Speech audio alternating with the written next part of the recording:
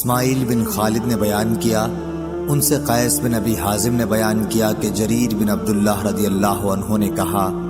کہ میں نے رسول اللہ صلی اللہ علیہ وسلم سے نماز قائم کرنے، زکوٰۃ دینے اور ہر مسلمان کے ساتھ خیر خواہی کرنے پر بیعت کی تھی۔ صحیح بخاری حدیث نمبر 1401۔ ابو زناد نے بیان کیا کہ عبد الرحمن بن حرمز اعرج نے ان سے بیان کیا کہ انہوں نے ابو ہریرہ رضی اللہ عنہ سے سنا، آپ نے بیان کیا کہ نبی کریم صلی اللہ علیہ وسلم نے فرمایا کہ اونٹ قیامت کے دن اپنے مالکوں کے پاس جنہوں نے ان کا حق زکوٰۃ نہ ادا کیا کہ اس سے زیادہ موٹے تازے ہو کر آئیں گے جیسے دنیا میں تھے، اور انہیں اپنے کھروں سے روندیں گے۔ بکریاں بھی اپنے مالکوں کے پاس جنہوں نے ان کے حق نہیں دیے تھے پہلے سے زیادہ موٹی تازی ہو کر آئیں گی اور انہیں اپنے کھروں سے روندیں گی اور اپنے سینگوں سے ماریں گی۔ رسول اللہ صلی اللہ علیہ وسلم نے فرمایا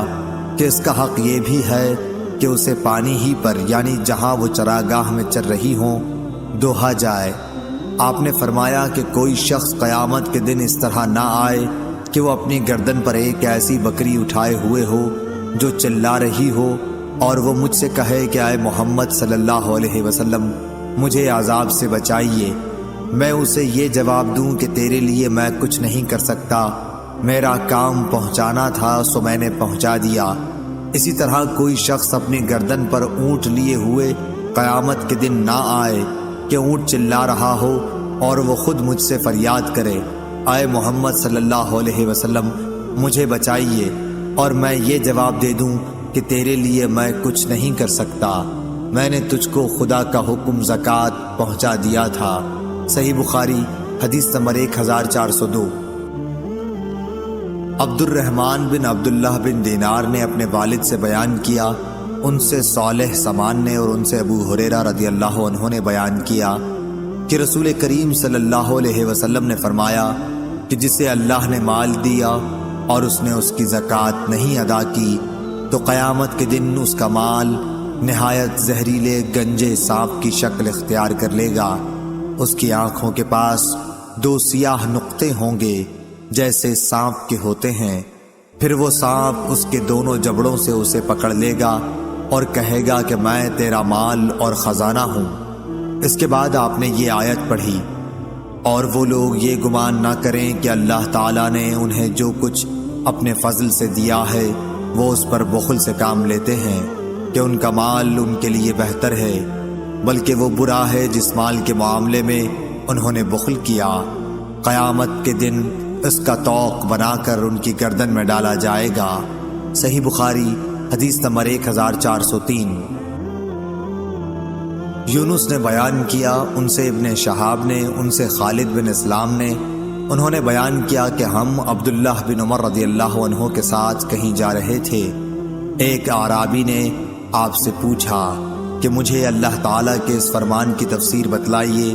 جو لوگ سونے اور چاندی کا خزانہ بنا کر رکھتے ہیں۔ حضرت ابن عمر رضی اللہ عنہ نے اس کا جواب دیا کہ اگر کسی نے سونا چاندی جمع کیا اور اس کی زکوٰۃ نہ دی تو اس کے لیے ویل، خرابی ہے۔ یہ حکم زکوٰۃ کے احکام نازل ہونے سے پہلے تھا، لیکن جب اللہ تعالیٰ نے زکوٰۃ کا حکم نازل کر دیا تو اب وہی زکوٰۃ مال دولت کو پاک کر دینے والی ہے۔ صحیح بخاری حدیث نمبر 1404۔ یحییٰ بن ابی کثیر نے خبر دی کہ عمرو بن یحییٰ بن عمارہ نے انہیں خبر دی اپنے والد یحییٰ بن عمارہ بن ابو الحسن سے، اور انہوں نے ابو سعید خدری رضی اللہ عنہ سے انہوں نے بیان کیا کہ رسول کریم صلی اللہ علیہ وسلم نے فرمایا 5 اوقیہ سے کم چاندی میں زکوٰۃ نہیں ہے، اور 5 اونٹوں سے کم میں زکوٰۃ نہیں ہے، اور 5 وسق سے کم غلے میں زکوٰۃ نہیں ہے۔ صحیح بخاری حدیث نمبر 1405۔ زید بن وہب نے کہا کہ میں مقام ربضہ سے گزر رہا تھا کہ ابو ذر رضی اللہ عنہ دکھائی دیے، میں نے پوچھا کہ آپ یہاں کیوں آ گئے ہیں؟ انہوں نے جواب دیا کہ میں شام میں تھا تو معاویہ رضی اللہ عنہ سے میرا اختلاف قرآن کی آیت جو لوگ سونا اور چاندی جمع کرتے ہیں اور انہیں اللہ کی راہ میں خرچ نہیں کرتے کے متعلق ہو گیا۔ معاویہ کا کہنا یہ تھا کہ یہ آیت اہل کتاب کے بارے میں نازل ہوئی ہے، اور میں کہتا تھا کہ اہل کتاب کے ساتھ ہمارے متعلق بھی یہ نازل ہوئی ہے۔ اس اختلاف کے نتیجے میں میرے اور ان کے درمیان کچھ تلخی پیدا ہو گئی، چنانچہ انہوں نے عثمان رضی اللہ عنہ جو ان دنوں خلیفۃ المسلمین تھے کہ یہاں میری شکایت لکھی۔ عثمان رضی اللہ عنہ نے مجھے لکھا کہ میں مدینے چلا آؤں، چنانچہ میں چلا آیا۔ وہاں جب پہنچا تو لوگوں کا میرے یہاں اس طرح ہجوم ہونے لگا جیسے انہوں نے مجھے پہلے دیکھا ہی نہ ہو۔ پھر جب میں لوگوں کے اس طرح اپنی طرف آنے کے متعلق عثمان رضی اللہ عنہ سے کہا تو انہوں نے فرمایا کہ اگر مناسب سمجھو تو یہاں کا قیام چھوڑ کر مدینے سے قریب ہی کہیں اور جگہ الگ قیام اختیار کر لو۔ یہی بات ہے جو مجھے یہاں ربضہ تک لے آئی ہے۔ اگر وہ میرے اوپر ایک حبشی کو بھی امیر مقرر کر دیں تو میں اس کی بھی سنوں گا اور اطاعت کروں گا۔ صحیح بخاری حدیث نمبر 1406۔ سعید جریری نے ابو العلا یزید سے بیان کیا، ان سے احنف بن قیس نے، انہوں نے کہا کہ میں بیٹھا تھا۔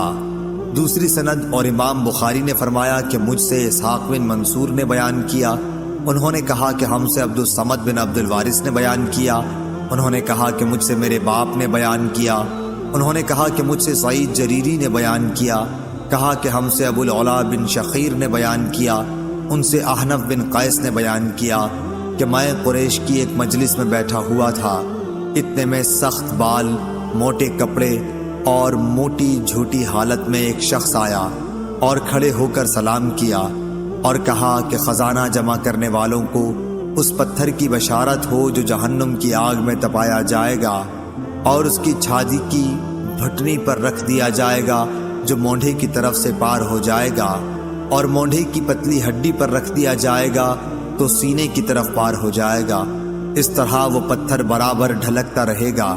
یہ کہہ کر وہ صاحب چلے گئے اور ایک ستون کے پاس ٹیک لگا کر بیٹھ گئے۔ میں بھی ان کے ساتھ چلا اور ان کے قریب بیٹھ گیا۔ اب تک مجھے یہ معلوم نہ تھا کہ یہ کون صاحب ہے۔ میں نے ان سے کہا میرا خیال ہے کہ آپ کی بات قوم نے پسند نہیں کی۔ انہوں نے کہا یہ سب تو بے وقوف ہیں۔ صحیح بخاری حدیث نمبر 1407۔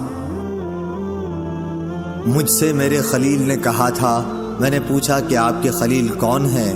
جواب دیا کہ رسول اللہ صلی اللہ علیہ وسلم۔ اے ابو ذر، کیا احد پہاڑ دیکھتا ہے؟ ابو ذر رضی اللہ عنہ کا بیان تھا کہ اس وقت میں نے سورج کی طرف نظر اٹھا کر دیکھا کہ کتنا دن ابھی باقی ہے، کیونکہ مجھے آپ کی بات سے یہ خیال گزرا کہ آپ اپنے کسی کام کے لیے مجھے بھیجیں گے۔ میں نے جواب دیا کہ جی ہاں، احد پہاڑ میں نے دیکھا ہے۔ آپ نے فرمایا کہ اگر میرے پاس احد پہاڑ کے برابر سونا ہو، میں اس کے سوا دوست نہیں رکھتا کہ صرف 3 دینار بچا کر باقی تمام کا تمام اللہ کے راستے میں دے ڈالوں۔ ابو ذر رضی اللہ عنہ نے پھر فرمایا کہ ان لوگوں کو کچھ معلوم نہیں، یہ دنیا جمع کرنے کی فکر کرتے ہیں۔ ہرگز نہیں، خدا کی قسم، نہ میں ان کی دنیا ان سے مانگتا ہوں اور نہ دین کا کوئی مسئلہ ان سے پوچھتا ہوں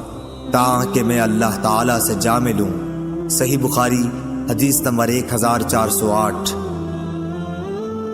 قیس بن ابی حازم نے بیان کیا اور ان سے ابن مسعود رضی اللہ عنہ نے بیان کیا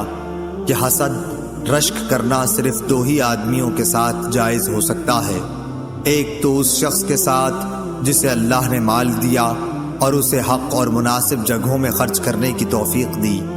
دوسرے اس شخص کے ساتھ جسے اللہ تعالیٰ نے حکومت، عقل،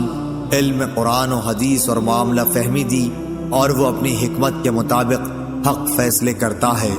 اور لوگوں کو اس کی تعلیم دیتا ہے۔ صحیح بخاری حدیث نمبر 1409۔ عبد الرحمن بن عبداللہ بن دینار نے بیان کیا، ان سے ان کے والد نے، ان سے ابو صالح نے اور ان سے ابو ہریرہ رضی اللہ عنہ نے کہ رسول اللہ صلی اللہ علیہ وسلم نے فرمایا، جو شخص حلال کمائی سے ایک کھجور کے برابر صدقہ کرے اور اللہ تعالیٰ صرف حلال کمائی کے صدقے کو قبول کرتا ہے تو اللہ تعالیٰ اسے اپنے داہنے ہاتھ سے قبول کرتا ہے، پھر صدقہ کرنے والے کے فائدے کے لیے اس میں زیادتی کرتا ہے، بالکل اسی طرح جیسے کوئی اپنے جانور کے بچے کو کھلا پلا کر بڑھاتا ہے تاکہ اس کا صدقہ پہاڑ کے برابر ہو جاتا ہے۔ عبد الرحمن کے ساتھ اس روایت کی مطابقت سلیمان نے عبداللہ بن دینار کی روایت سے کی ہے، اور ورقہ نے ابن دینار سے کہا، ان سے سعید بن یسار نے، ان سے ابو ہریرہ رضی اللہ عنہ نے، اور ان سے نبی کریم صلی اللہ علیہ وسلم نے۔ اور اس کی روایت مسلم بن ابی مریم، زید بن اسلم اور سہیل نے ابو صالح سے کی، ان سے ابو ہریرہ نے، اور ان سے نبی کریم صلی اللہ علیہ وسلم نے۔ صحیح بخاری حدیث نمبر 1410۔